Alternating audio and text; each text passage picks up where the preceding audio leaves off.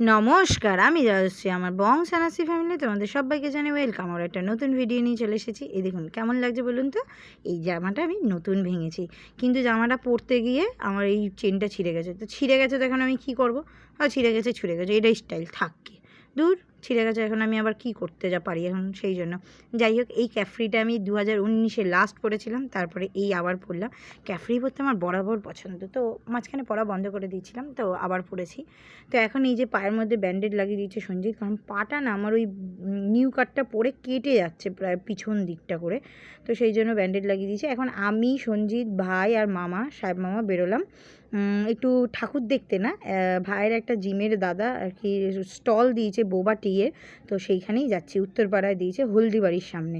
তো চলুন দেখা যাবে কীরকম খেতে। আমি তো ফার্স্ট টাইম খাবো, আর এটা আমাদের পাড়া থেকে একটু এগিয়ে গিয়ে পুজোটা হচ্ছে, তো সেখানে। তারপরে এই দেখুন রোড ফাঁকা একদমই না, এটা দেখতে মনে হচ্ছে ফাঁকা, একদমই রোড ফাঁকা না, বিশাল জ্যাম। বলাকার ওইখানে তো মারাত্মক জ্যাম। আমি ভাবলাম বলাকার ঠাকুরটা দেখবো, ও বাবা যা লাইন দেখছি। কিন্তু সেইভাবে আমি বলাকার প্যান্ডেলটা আমার খুব একটা ভালো লাগেনি। যাই হোক, পরে দেখেছি সবার লাস্টে আমি বলাকা দেখেছি আর কি। তো এখন আমরা আগে চলে যাচ্ছিলাম রোড হয়ে এই যে বোবাটি খেতে। দেখি কেমন লাগে বোবাটি। এই যে সেই দোকানটা, এটা হলো আমার ভাই যেখানে জিম করে, ভাই আর সাহেব মামা, সেইখানে ওদের একটা বন্ধু বলো দাদা বলো সে। তো কীভাবে বানাচ্ছে আমি সত্যি মানে এত এক্সাইটমেন্টের চক্করে কীভাবে বানাচ্ছে, আর ওদের সাথে কথা বলতে বলতে আমি সত্যিই ভুলে গেছি বানানো দেখাতে। আর এখানে কত ধরনের বোবা আছে, মানে বাবেলস, এগুলোকে কী একটা বললো দাদাটা, আমি ভুলেই গেলাম। যাই হোক, দাদাটা যে জিম করে বডিটা দেখেই বুঝতে পারছেন ভালো দেখতে, দুজনকেই যথেষ্ট ভালো দেখতে, সুন্দর দেখতে।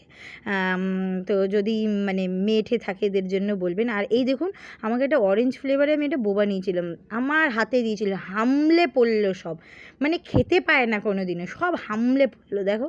হ্যাঁ, প্রথমেই সঞ্জিত আমাকে খাইয়ে দিল ঠিকই, কিন্তু তারপরে নিজেও খেলো। মানে ভাই আর সাহেব মামা তো পারলে পুরোটাই খেয়ে নেয়, কিন্তু আমার কিন্তু বেশ বেশ ভাল লাগছিলো, বেশ মুখের ভেতরকে এটা ব্লাস্ট করলো, মানে পুরো মুখটা ফ্রেশ হয়ে গেল। তা আমি নিয়েছিলাম শিকাঞ্জি, সঞ্জিত নিয়েছিল স্ট্রবেরি, ভাই নিয়েছিল ম্যাঙ্গো, আর মামা নিয়েছিল ব্লুবেরি। আমার মনে হলো সবথেকে বেস্ট হচ্ছে শিকাঞ্জিটা, সত্যি শিকাঞ্জিটা অসাধারণ বোবাটি। হ্যাঁ, কিন্তু বোবাটা নিয়েছিলাম আমি ব্লুবেরি, সেটাও ভালো লাগছিলো। জানি না কার কীরকম লাগবে, ওরা আমাকে সাজেশন করেছিল ব্লুবেরি বোবাটা দিয়ে শিকাঞ্জিটা নিতে, তো সেই জন্যেই আর কি ওটা দিয়ে নিয়েছি। আর সত্যিই দারুণ খেতে ছিল, পুরো মুখটা একদম রিফ্রেশ হয়ে গেল, ভালো লাগলো। তা ভাইকে বলছি, ভাই কী রে এটা তুই ট্রিট দিচ্ছিস তো, এটা তো তোর জিমের দাদা বন্ধু।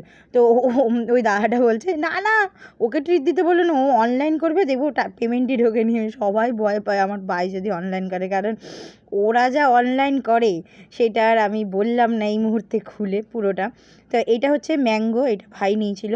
তা আমি প্রথমে খেয়ে নিচ্ছিলাম, বলছি এই তুই খাচ্ছিস কেন আমারটা? আমি যে এই দাঁড়া, তুই তো আমিষ খেয়েছিস, আমি তো আমিষ খাবো না, আগে আমি একটুখানি খেয়ে নিই, তারপরে আমি আর দাদা খেয়ে নিই, তারপর তোকে দিয়ে দিচ্ছি। যাই হোক, মামা যেহেতু আমরা নিরামিষ খাচ্ছি, সেই জন্য মামা করে খেলে। এই যে মামার এটা স্পেশাল ব্লুবেরি বোবা টি, বাবল টি। আমি জানি না, আমি এতদিন দেখে এসেছি যে মিল্ক শেক দিয়ে করে, বাট ওরা জুস টাইপের করেছে, বাট খারাপ করেনি, ভালোই করেছে। তোমাদের যদি কেউ নতুনত্ব একটু ড্রিঙ্কস টেস্ট করতে চাও তোমরা কেউ, তাহলে অবশ্যই উত্তরপাড়া হলদিবাড়ির একদম অপোজিটেই ওরা বসছে, তো চলে এসো।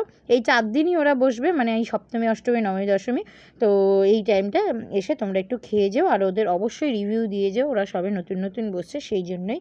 আর এইখানেই প্রথমে আশেপাশে 3টে ঠাকুর ছিল, ওই জন্য আমি আর সঞ্জিত একটু হেঁটে হেঁটে দেখে নিলাম। ভাই আর মামা চলে গেল বাড়ির দিকে। ভাই বেরোবে বন্ধুদের সাথে রাত্রিবেলা আবারও কলকাতা, তো মামা বেরোবে না, মামার বাবা হয়তো বেরোবে, আমি ঠিক জানি না। যাই হোক, ওরা দুজন চলে গেলে এখন আমরা এইখানে উত্তরপাড়ায় এই ঠাকুরগুলো দেখে নিচ্ছিলাম। এটা ছিল ওই রাজবাড়ির পাশেই একটু, মানে আর এইখানে থিমটা আমি এটা বুঝলাম যে ঘড়ি করেছে, মানে সব জায়গায় সময় করেছে, ঘন্টা করেছে, সবই বুঝলাম, কিন্তু ঠাকুরটা কী করেছে আমি বুঝলাম না। ঠাকুরটা দেখুন, পিছনে অলরেডি মাটির মূর্তি করাই আছে, আবার সামনে একটা দুর্গা মায়ের মূর্তি করেছে, যেটা শাড়ি পরা, অন্যরকম মুখের ডিজাইন। তারপরে এই যে ছোটো বাচ্চা মেয়েটাকে দেখছিল, এটা একজন সাবস্ক্রাইবার, মানে আমি তো শুনেই খুব খুশি হলাম যে আমারও সাবস্ক্রাইবার কেউ আছে, শুনে ভালো লাগলো বেশ। যাই হোক, তারপরে ওই বাড়িটা দেখলেন, ওই বাড়িটা হচ্ছে একটা বিয়েবাড়ি, খুব সুন্দর। তারপর আরও একটা ঠাকুর দেখে নিলাম, দেখিয়ে নিয়ে তারপর এখন আমরা যাচ্ছি ডানকুনি স্পোর্টিং ক্লাবের দিকে। হ্যাঁ, মানে উত্তরপাড়া ওপারে, মানে স্টেশনের ওপারে। তো ওইখানে দেখলাম একটা বন্ধুমহল বলে খুব সুন্দর প্যান্ডেল হয়েছে, সেই জন্য আবার দাঁড়িয়ে গেলাম, নাহলে আমরা ভেবেছিলাম ডাইরেক্ট গিয়ে ডানকুনি দাঁড়াবো। তো আমরা আজকে দুজনেই ছিলাম, তখন বাজে প্রায় ঘড়ির কাঁটা 11:30 থেকে 12:15 মতন। তো ভাবছি যে যত রাত হবে ফাঁকা হবে, ভুল, যত রাত হবে রাত মানে ফাঁকা কম, ভিড় বেশি হয়ে যাচ্ছে। কি আর বলবো, কিছু বলার নেই। এইখানে করেছে পুরো বুদ্ধদেব দিয়ে মানে মন্দির, পুরো ঠাকুরের যে মডেলটা করেছে সেই মডেলটাও মানে মাথার চূড়াগুলো, পুরো জামা কাপড় পরানোগুলো সবই প্রায় বুদ্ধদেবের আদলেই তৈরি। এইখানটা বেশ ভালো লাগছিলো। আর এই প্রদীপের শিখার যেটা, এটাও বেশ ভালো লাগছিলো। তারপরে এই যে এইটা আমি দেখেছিলাম ইকো পার্কে গিয়ে, এরকম একটা জাপানি কি বাড়ি আছে, ওইখানে একটা আছে। তো আবার এইখানে এসে দেখলাম। যাই হোক, এই যে আমাদের আজকে আউটফুট ছিল, তো প্রচুর ছবি তুলেছে। সঞ্জিতের তো ছবি একদম পারফেক্ট চাই, মানে একটুও 19-20 হলে ছবি চলবে না, মানে একদম পারফেকশন ছবি চাই ওর একদম। হ্যাঁ, তো আমার আর রাত্রিবেলা এনার্জি দিচ্ছিল না, তো আমি আর অত ছবি তুলছিলাম না। ও প্যান্ডেলের ছবি প্রচুর তুলেছে, প্রচুর প্রচুর, ও মন প্রাণ ভরে ক্যামেরা দিয়ে ছবি তুলেছে। তারপরে এলাম ডানকুনি স্পোর্টিং ক্লাব। ডানকুনি মাঠেও একটা হয়, ওটা নেমে যাইনি, কারণ ওটার প্যান্ডেলটা খুব একটা হাইফাই করেনি, সেই জন্য আমি আর যাইনি। তো এইখানে এলাম ডানকুনি স্পোর্টিং ক্লাব। আমি বলবো এইবারের থেকেও, যেবার ওরা রাম মন্দির করেছিল সেইবার সত্যি দারুণ করেছিল। এইবার করেছে অর্জুনের রথ, মানে কৃষ্ণ ঠাকুর রথ চালাচ্ছে, আর অর্জুন মানে রয়েছে রথে, ওই টাইপের করেছে আর কি। তো ভালো করেছে, প্যান্ডেলও ভালো করেছে, ঠাকুরও ভালো করেছে, কিন্তু রাম মন্দিরের মতন অত সৌন্দর্য করে উঠতে পারেনি। আমার রাম মন্দিরটা বেশি পছন্দ হয়েছিল। তারপর এখানে মেলাও বসছে কত বড়, কিন্তু মেলায় কোনো কিছুই চলছে না। সুন্দরকে বললাম চলবি নাগরদোল্লা, চল চলে আসে, ও ভিতুমাল চড়ে। এই প্যান্ডেলটা উত্তরপাড়া মাকলার প্যান্ডেল, উমা দেখি তালা দিয়ে দিয়েছে, তখন বাজে 1:45। হ্যাঁ, তালা দিয়ে দিয়েছে, ভাবুন তো। তাহলে কী করে ঠাকুর দেখতে যাবো? এরকম দূর থেকেই ঠাকুর দেখালাম আপনাদেরকে, আমরাও দূর থেকে দেখলাম, আপনাদেরকেও দূর থেকে দেখালাম। তারপরে এটা হলো মাকলা, কি জানি না আমি, এই এখনের ঠাকুরগুলো, এই 4টে ঠাকুর মাকলারই দেখেছি আমরা। এইখানে কত সুন্দর সুন্দর যত গুণীগানী মানুষ আছে, তাদের ছবি দিয়ে, তাদের স্ট্যাচু দিয়ে সুন্দর করে মানে একটা কিছু বলতে চেয়েছে, আর বোঝাতেও চেয়েছে। কী বোঝাতে চেয়েছে আমি ঠিক একটা বুঝি না। আমি প্যান্ডেল দেখি, কিন্তু আমি না বেশি থিম বুঝতে পারি না। আমি কেন কে জানে, আমি না ভেতরে ঢুকে অতি গভীরে আমি না কম বুঝি। আমি এটাখানি বুঝলাম যেখানে অ আ ক খ এইসব বাইরে লিখেছে, পড়ার কিছু বিষয় বলেছে। তারপর এই সব মানুষ যারা গুণীগানী ব্যক্তি আছে, তারা কী কী করেছে ওপরে সব লেখা ছিল, সেগুলো লিখেছে। কিন্তু এখানে ঠাকুরটা খুবই সুন্দর করেছে, কিন্তু ঠাকুরের, দুর্গা ঠাকুরের মুখে একটা লাইট ফেলে রেখেছে হলুদ কালারের, যেই কারণে মুখটা দেখাই যাচ্ছে না ক্যামেরাতে। কি বাজেভাবে একটা লাইট ফেলে রেখেছে, কেন এরকম করে রেখেছে জানি না। যাই হোক, ওদের ইচ্ছা হয়েছে তাই ওরা করে রেখেছে। আমার এই এত গুণীগানী মানুষের মধ্যে নেতাজি সুভাষচন্দ্র বসু আর এই স্বামী বিবেকানন্দ, এদের দুজনকে আমার খুব পছন্দ। স্বামী বিবেকানন্দের লেখা তো আমার পড়তে খুব ভালো লাগে। তারপরে আমরা আবারও চলে এলাম আরেকটা দিকে, মানে এইটা হচ্ছে মাকলা একটা মাঠ।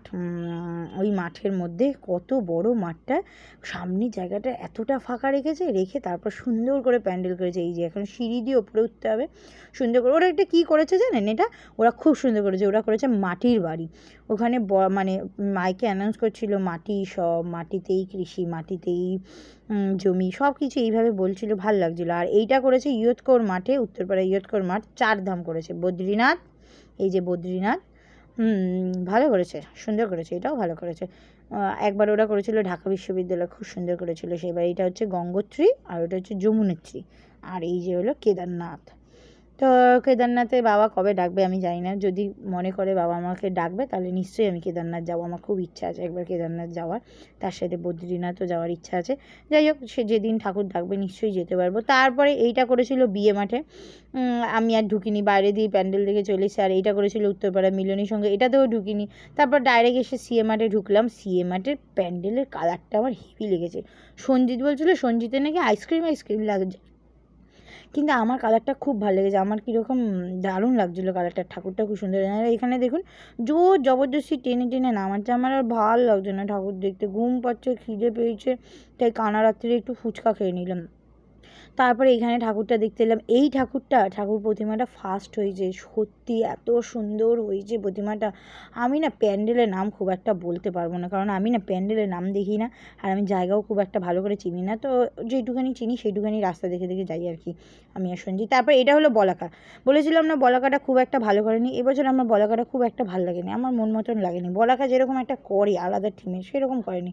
এই বিধান পার্ক, এইটা হচ্ছে বিধান পার্কের ঠাকুর, অলংকার করেছিল, দারুণ করেছিল, দারুণ দারুণ। ঠাকুরের মূর্তিও অসাধারণ, প্যান্ডেলের কারুকার্য অসাধারণ। এটা ছিল আমাদের লাস্ট প্যান্ডেল।